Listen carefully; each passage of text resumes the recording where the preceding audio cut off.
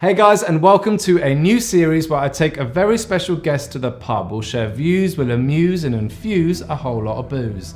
And because of the times we're in, I thought I'd bring the pub here. And now all I need is a guest. Hello mate, fancy the pub? No? Cheeky drink down the pub, mate? No? Come on man, you always see your kids. Hello? No, I'm pretty busy as well, to be honest, mate. Chock-a-block, you know? Come on. Fancy the pub? Yeah, Benny, I fancy the pub. Yeah.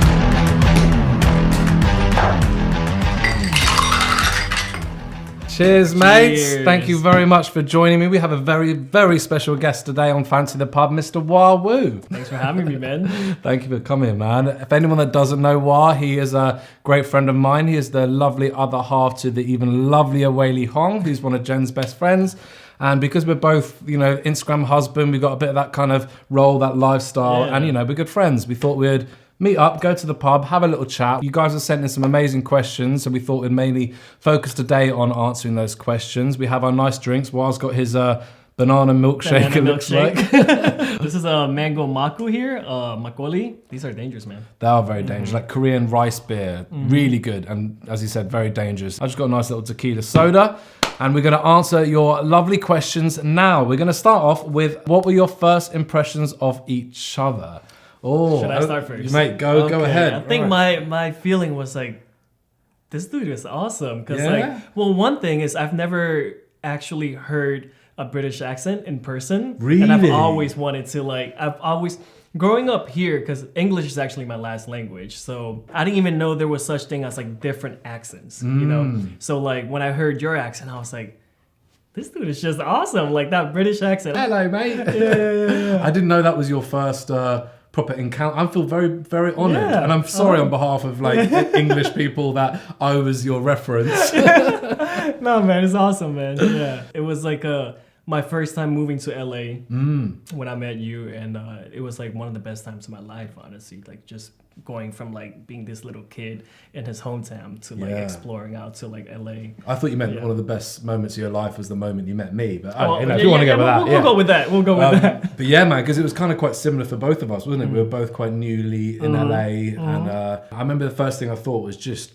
good, such a like kind soul, like such a good human being, and I think. I'd spent a bit of time in LA, but I, been to a lot of events and, the influencer world. And there's so many great things about it, but it is quite sometimes hard to find like really just genuine people that only care about you being just a good person. Little did he know. Little did he know. It was like, I thought he was being chill, but really it was the best moment of his life when he met me. But I think that was something that really stuck out for both you and Wei Li. Just good people, man. Just your main focus is to care about other people and be interested, not trying to be interesting, even though you were interesting, but your focus was to care, and that was that really shone off, and that felt definitely, even for both me and Jen, we were like, it felt so nice to be like, wow, there's just another addition of a great couple of both individually amazing human beings together, even better couple. And it was just so nice because, obviously from there we started our journey, and we've had plenty of good memories together. Too many. Yeah, man. Yeah. I'm glad we both had a good first impression, Yeah, of course. And it got better, right? Mm-hmm. I'm like blushing right now. Oh, I know. It's the banana milkshake.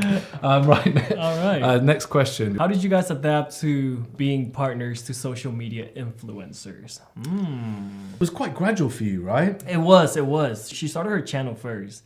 And then we were still like super young. Like it was when we first moved to LA from San Francisco, the Bay Area, and we had no friends, no family out here. So the term vlogging wasn't even there yet. Yeah. And then that's when we were like, let's just make a few videos to show our friends and family. But slowly it just turned out to be like our job. Love that. I think it was pretty gradual for me. So you didn't kind of the whole influencer world and kind of being recognized and being in the public eye, so you had to sort of, it wasn't even there. Wow. Because I feel like it was so early on that like the term influencer was very different from what it is today. That's so crazy, because you look now, it's the OGs, and it's like it's great because most people that started that early have a more fundamental kind of love for the creative that they're putting in, and obviously it is still completely there, but obviously a lot of the attraction now these days is I can get fame and money and validation and respect, the things that kind of take away from I just want to create something that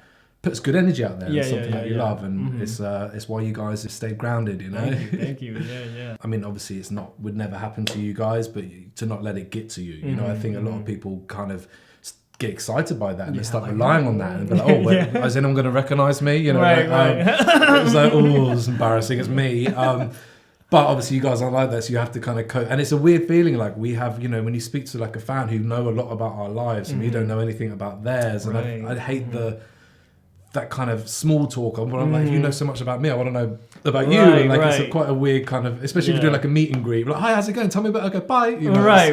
It's too quick. I think you guys have like adapted pretty well to that. Thank you. What about you? It was kind of alright for me because I loved it. No, because obviously I was in the band and I had some kind of I kind of got thrown into this world through Jen, and obviously it was still kind of early days, but she was getting recognised a lot. But I think because I'd been in a band and done the whole, had sort of, fans and did stuff on TV or things where it was like I'd already kind of, and obviously playing shows, that you've thrown out your comfort zone. So I think I was able to cope with that. My favourite thing about being in a band was travelling and meeting people from around the world and seeing everyone come together for the same love, and like people that maybe didn't have friends at school and became friends through a mutual, something that they love. And that was one of the most beautiful things, and like how you can connect people through that. And I think the world that we're in is a lot of that as well. Have you had any bad stuff? Has anyone said anything like, I don't like you? Of course you haven't. No. Of course you haven't. Well, and I think like if somebody felt that way, I don't think they would come up to you. Like I think if somebody didn't like you, they would just walk away, But you'd be surprised, it's like I want to go out my way to let you know I don't like you. I don't like your hair today. That's true. When it's comments, it's a whole different world because they feel like they can just say anything, right? Like, and not saying like with just like the influencer world, but like just like once you go on Instagram or social media, like it could be like the news page, and then like people just go on and on in the comments because like there's no consequences really. You're hiding behind a wall. Like exactly. How do you deal with the I'm sure you guys have had some negative comments. Like, does that affect you guys? It really used to. Yeah. Like when I was younger, I think I didn't know. I took it very personal. Would you reply? I would. Yeah, really? I would reply. Yeah, and then through that, I think I learned that like I shouldn't take it personal. Anyone, I think nobody should take it personal because a lot of times when people do these things, they are just insecure with themselves, or maybe they just want to get a reaction out of you. Maybe they can get a few likes and they get pumped up about that. But I think it's not a personal thing. I think, I totally agree. And I think that changing that mindset of being like, I know Jen would kind of, if she got negative stuff, and it wasn't often, but when you do, it's, it's easy to let it get to you. But yeah, one thing I always said to her, it's like, just empathize with someone, because if you're feeling good, you're not going to sort of be like, I better let someone else know. Go out of your way. But instead of being annoyed by someone putting that bad energy out, feel bad for someone for not being in a good enough position to spread love. And I think I try to approach that to everything now. You get road rage, someone shouting or whatever it is. I'm like, man, like if you can't control your emotions and you're obviously struggling with stuff, like I can just empathize with that. And like the key to life lies in the gap between stimulus and response. When something happens, like whether it's road rage or whether, you get a negative comment, like that moment that something happens and you feel affected, to your response, when you decide like, a lot of the time you'll be responding through you're reactive, you're rage. You're not kind of taking a breath, being present to kind of decide how to react in the right way, as opposed to we're so reactive. And I think that's a dangerous game as well, because sometimes you reply to comments or those kind of emotions and that energy when you're sort of not in your best space, right. And then it's just a losing battle. It's just two negative energies, two brick walls up. So really, I think it's being open and just finding that love in everyone. So yep. Good question, guys. Yes, very good. So the next question is, what's some advice you'd give to someone who wants to start a YouTube but is scared, shy? I've been learning a lot these days about the importance of law and attraction and the way like what you kind of manifest can bring to you. And a lot of the time, if you're someone that feels you're victimized all the time, the world's against you, everything's against you, you are going to have things that go against you because that's what you're fixating on. And if you focus on positive stuff, then you are more likely to receive that. And I think something with starting a YouTube channel, like I'm starting a YouTube channel at 35 again. I mean, talk about like easy to sit there and go, like what's the point, or this and that, or doubt yourself. But that's the last thing you should do, and just try and kind of find what you love and do that. Don't sort of dictate what you're going to do about how to get fame and money and followers and all that kind of stuff, because that stuff's fleeting. You're never going to be happy. No matter what people say, like, if I get to this amount, I'll be happy. You won't. And things you can't bring you happiness. And I think finding something you actually enjoy doing, like this, man, having a chat with my friend, having a drink, like, no one has to watch this. It'd be nice if you did, but you don't have to watch it.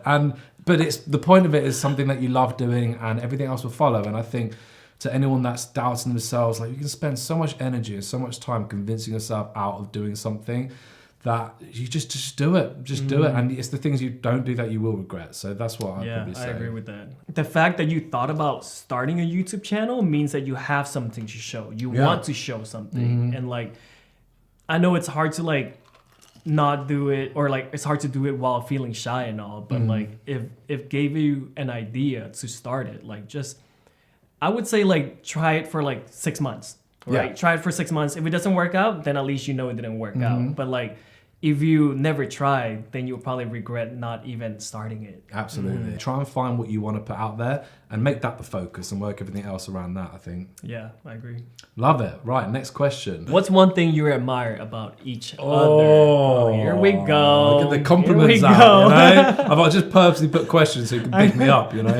Make me look good in front, for my own YouTube channel, you know? Because I need the validation, guys. I could speak for ages about all the stuff I admire about you, man. I think, like, you're very selfless, you're very caring, and things I love about you as well, especially kind of more recently, I've seen such a, like, you doing things and being proactive to do things that are going to help with your solitude and with your gratitude, and you going and doing these trips, these solo trips. And when you do it, your attention to detail to make sure you have a great trip, or you do these things where I feel like I see every time I see you now, obviously with quarantine, we don't get to hang out as much, but when I do, I see you just more and more at peace. And I think those things that I'm seeing you make action and be proactive to do stuff that's going to enhance your soul and your mind and all that stuff. And I think that's incredible. I've always and one thing I really admire as well, I said one thing, there's loads of things, but one thing is your ability to kind of like appreciate the small things. And I think the last year has taught me that to be more present and to appreciate the small things. Now I'll stare at a tree for 2 hours and be amazed, right? But before I felt like I need to be rushing around, I need to be traveling. And I always, admired with like you and Whaley, how you kind of, in some way, kind of a minimalistic kind of lifestyle in some respects. You don't need all the materialistic things, and you kind of, you live a kind of a pure, simple kind of life of things that are just stuff that you're just surrounded by, that's something that you need and that's going to enhance you. And I think that way of life and that mindset and that peace, you're not putting yourself in a stressful environment if you're living that kind of life. And I think that's something that's very inspiring. And I think, man. Yeah, I love it, man. You. I could spend for ages, but let's get on to me now. Let's go. Like, again, there's so many things that I could talk about, but I think one thing is how optimistic you are, how you're able to turn something bad to good, basically. Even if not good, like neutral. Like you're that one guy I can say, like, honestly, all the friends that I know that can have a bad situation come at them and not be affected by it. And I think, like, I've seen that happen. I don't just know about it, but I've seen it happen in situations personally. Like, I've seen it, and I think it's really admirable, because most people in this world can't do that. And the fact that you can be like that for your friends too, in a group of friends, I think it's just, you feel this. It's kind of like lucky to have somebody like you. I appreciate it, man. And I think anybody who has that friend around them, they can feel it and just really appreciate having somebody like you around. Oh man, that's very kind. I appreciate that, man. This wow, what a warm heart. That's lovely. Cheers to that. Cheers to that. Cheers to us. We're doing a video where we're just bigging each other up. I appreciate that, man. But I think that, I do think energy is very, very contagious, whether it's negative or positive. And I think that's what you bring. You bring like a sense of calm and peace, and like everything's going to be all right, And I think with our friend group, it's great because we all have different sort of dynamics and strengths and weaknesses, but I think as a collective, what we can kind of bring through, you know, we don't have to say words, but the energy and what we kind of bring is very powerful. And I think that's why we have such a good, you know, group of friends, because we all offer that. Love that. Look at this. We're doing a good job, guys. I'm enjoying this.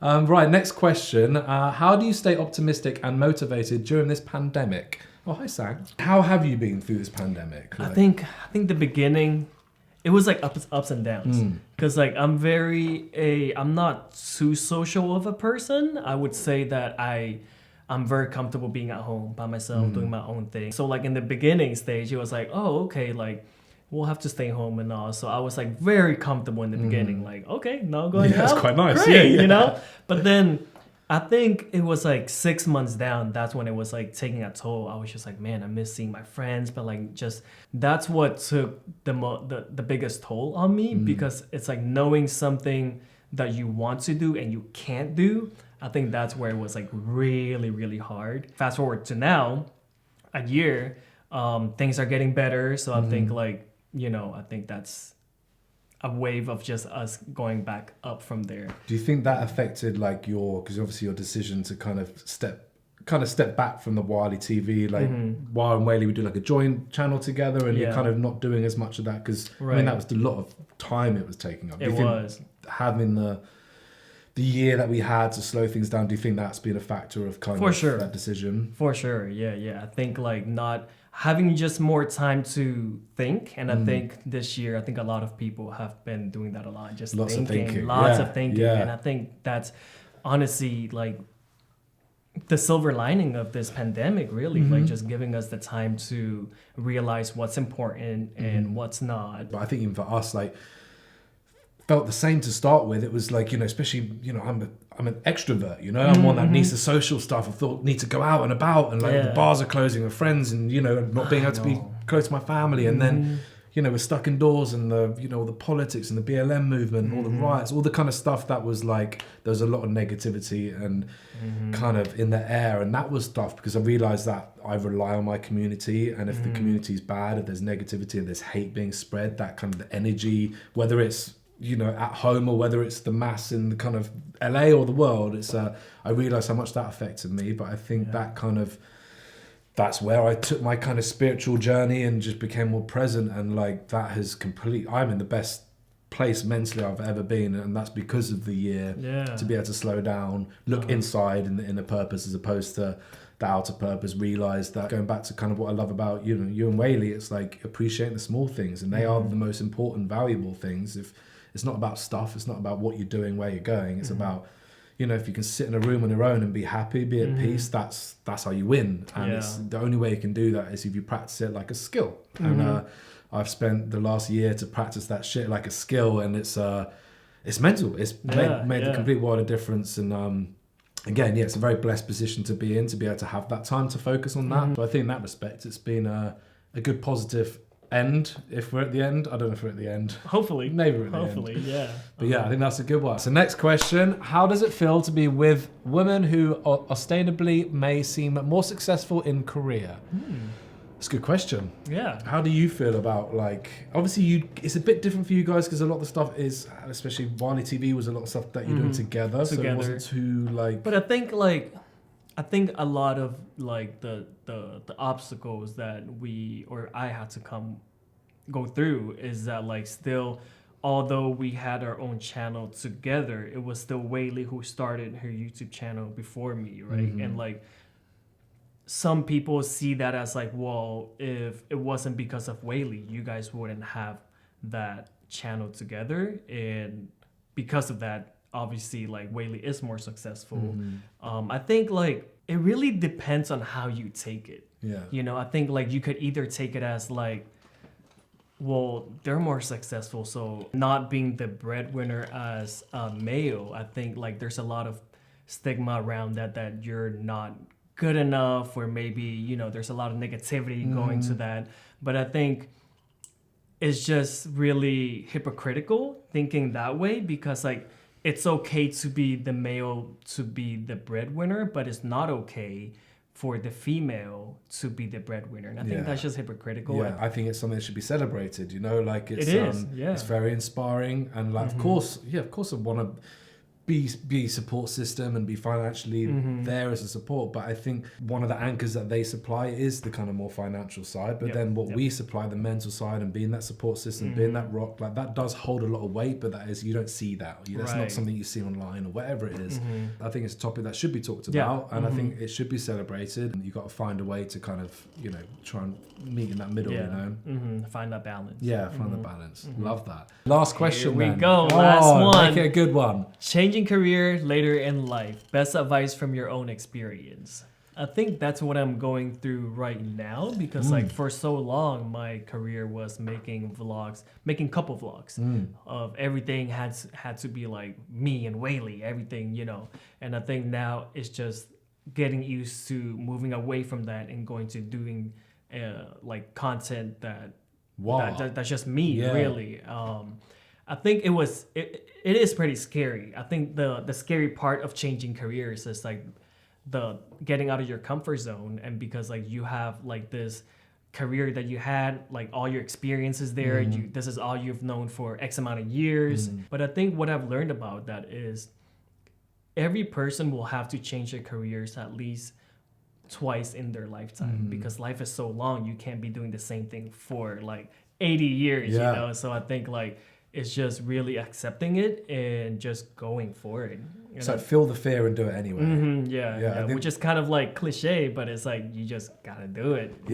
Especially like you said, I think you know, a book I've read, The Element, that it's all about the importance of other passions, you know. And I think if we don't grow and push ourselves out of our comfort zone and do things that scare us and things that, you know, you've got a lot of doubt, especially if you're doing something creative and you've got people from a traditional world that don't support or don't understand that kind of lifestyle, you can easily overthink it and easily not do it. And I think that's how you learn, that's how you grow. And if you if you just stay in your own bubble, you're just going to be in your own echo chamber and you're not going to learn. And if you grow and push yourself, you will. And it's even with this, with the YouTube and like going from, you know, I was a drummer my whole life. I always thought I'm just a drummer. That's me. That's all I ever know. And that's like, you are living in a very, you know, like condensed bubble that's not in the real world. And how was that for you? Because like for me at least, it's like it still has to do with like YouTube and content creating and like, you know, that sort of like I guess atmosphere. But for you, it's like two whole different worlds. How was that for you? It's kind of tough in the sense that like I've always been, because I've been optimistic and I've lived a life where you have to be present and you don't know what tomorrow is going to look like. When you're in a band, there is no routine. So I think that does force you to be a more present person. So for that reason, it does make it somewhat easier, because you didn't have a normal life where you stayed in the same place and had the same job or whatever. Like I was always traveling. Nothing was normal. So the whole move, starting a new career, wasn't like this whole like, of course it's, you know, new place to go live. You're away from your friends and family, you change careers, you've only, you know, you don't even know what the real world is in a lot of ways. And then going to America and starting a new world in a new world, you know. And I think it's just being open. I think it's just being like, I'm going to go over here and I'm going to just be open to everything. I think like that's a really good one, being open. Just in life, man, it's how you learn. I think like everything, whether it's politics or whatever, if you don't believe in something or you have a certain opinion, it's so important that you listen to someone else's perspective. So you know, it might make you understand yours even more, or it might make you empathize with them or what. But I think just being open in life, I think we're also kind of, I don't know, that scares me. I don't believe in that. I wasn't raised to believe this way. This isn't what I was taught to believe, whatever. That shuts you off from life in a lot of ways. And I think because I had a bit of openness, I was able to come over here and just try it. And of course I had moments when I'm like sitting there trying to learn, literally going on YouTube, like how do I do video? And I'm watching these like 16-year-old kids that are like, so this is how you turn my eyeballs into space. And I'm like, well, this is, you know, you get moments of like your roommate, that voice in the head's like, dude, what are you doing? Like, you shouldn't do this. Like, but then that voice is not you, it's not real. And once you separate that and just feel the fear and do it anyway. Just try it and just go for it. And I think if I did this and it didn't work out and everything was a fail and everything went as bad as, you know, we all imagine these situations going, you're going to learn so much more by doing that stuff and failing and realizing what you do or don't want to do than you would if you just stuck with the same thing. I know there's so many people watching right now that are kind of maybe feel stuck in a job or doing something and they want to do something different. They feel it in their gut, but it's just that like, it's just that change, that decision to kind of be like, to the bravery to kind of be like, I'm going to do it. And like, there's all these people around you that kind of like might not be supporting that decision. And I'm not saying you should do it anyway, because I haven't heard what you're thinking about doing, and it might be a bad idea. So just in case, well, Ben said it's a good idea. I think it's hard to find all the answers all at once Yeah. without like really dipping your toes into the pool, really. Yeah. And you can't predict the future. The more you worry about what could happen and what people are going to say and all this kind of, it's poison. And like, just surround yourself with people that support you and kind of, and find that belief in yourself. Because like I said, law of attraction, if you manifest this, if you just like, you know what, and it's not about like, make sure you manifest something that's kind of aligns with how you truly want. It's not about the status, the fame, all the things that kind of like are just so fleeting and aren't something that are going to fulfill you on a deeper level. Just find something that you love and just go for it, And like I said, if you fail at it, you'll learn and you'll grow from that. And that will, like if you're on a deathbed, it sounds dark, but if you're on a deathbed, you're going to look at the things you didn't do in life. So give it a go. Just give it a go. I agree. Isn't it? It's like we wouldn't be here today having a little chat in this little pub if we didn't just give things a go. We're both expats. We're both living in a place we didn't grow up in, and I think we wouldn't be here today if it wasn't for these kind of like these decisions that we made in life to kind of take a chance on stuff that doesn't seem normal and just being open to stuff. And I think I think we're both very happy with the way our lives have turned out to this stage, and like because of those decisions that we made. Yeah, exactly. Yep. And so I think it's a nice way to end it there. That was good. Yeah, that was a great way. It was like that question was just waiting for us. It was. Just be positive and just give it a go, guys. So look, thank you all so much for watching. Wah, thank you for joining me. Thanks for having me. Legend. And this is amazing. Let us know what questions or who you want to see next, or tell us all the lovely things you want to say about Wah, because Or Ben. Oh, that's what I'm talking about. But guys, thank you so much for watching, and we will see you in the next one. Cheers.